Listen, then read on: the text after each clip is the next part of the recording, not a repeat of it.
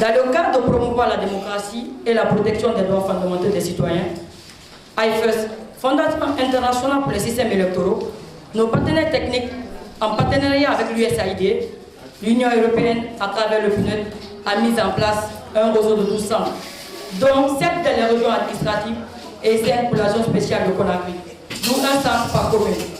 À cet effet, étant la représentante de Grosse Conakry, conseil régional des organisations de la société civile, nous avons pour devoir de vous remercier de votre bonne volonté et d'accepter nos invitations.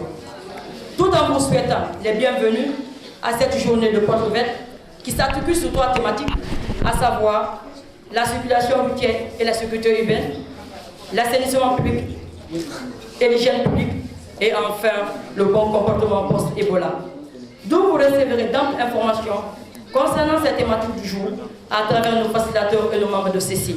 Féliciter et remercier les initiateurs de ce genre de rencontre que j'appelle déjà rencontre et communication sincère entre les services de sécurité d'une part et d'autre part et les populations, que j'ai trouvé fructueux et je les demande réellement d'intensifier ce genre de communication entre les populations et les services de sécurité en particulier. Ce qui a été impressionnant dans cette rencontre, c'est cette communication sincère entre les populations et les services de sécurité. Ça a été utilisé par tout le monde, parce que l'occasion nous a permis quand même de dire aux populations qu'est-ce qu'elles représentent dans la sécurisation de la cité. Et un service de sécurité n'est efficace quand elle obtient la participation de tous les citoyens et à tous les niveaux. Parce que quelle que soit aujourd'hui notre efficacité, je l'ai dit tout à l'heure, les autorités sont en train de déployer tous les moyens aujourd'hui dans le cadre de la formation des forces de sécurité, dans le cadre de leur équipement. Mais si au-delà de tous ces moyens que les autorités sont en train de mettre à notre disposition, les autorités, les populations ne participent pas en nous remontant des informations, à les rendre vigilants dans leur milieu de vie. Parce que l'idéal aujourd'hui, il faut que ces dispositions soient complétées par l'implication des populations. Il faut qu'elles s'impliquent. S'impliquer, ça veut dire tout simplement que chacun devienne vigilant dans son milieu de vie.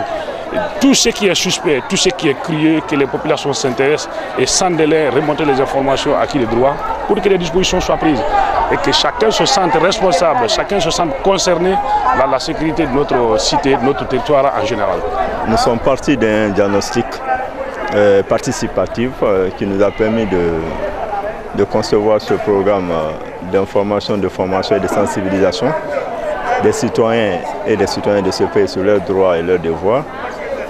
J'avoue qu'après 4 séances avec les jeunes, des femmes, nous sommes satisfaits des résultats auxquels nous sommes parvenus, parce qu'il faut reconnaître qu'avant, les gens ignoraient l'étendue de la limite de leurs droits et ignoraient totalement l'étendue de la limite de leurs devoirs aussi. Donc on a essayé de développer les visibilités sur leurs responsabilités, parce que la finalité de toutes ces activités, c'est que nous voulons contribuer de façon efficace à l'éclosion d'une citoyenneté active, libre, responsable et surtout compétente sur les questions de lutte contre la corruption et surtout pour la promotion de la bonne gouvernance à travers l'accès des citoyens aux sources d'information. Ce qui nous a motivés, c'est de faire des Guinéens, s'il faut, les véritables citoyens, des citoyens au service de la nation, les citoyens au service de leur propre épanouissement.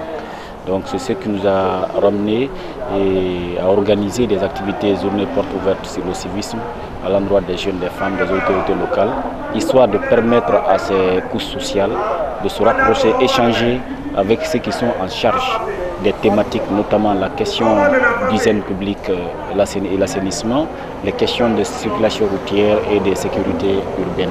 Les rapprocher pour renforcer les échanges, pour renforcer la proximité entre ces autorités et les citoyens, pour que les échanges, la solidarité soient développés entre elles. Pour l'assainissement, comme on vient de le dire, c'est nous-mêmes qui salissons, surtout nous les femmes.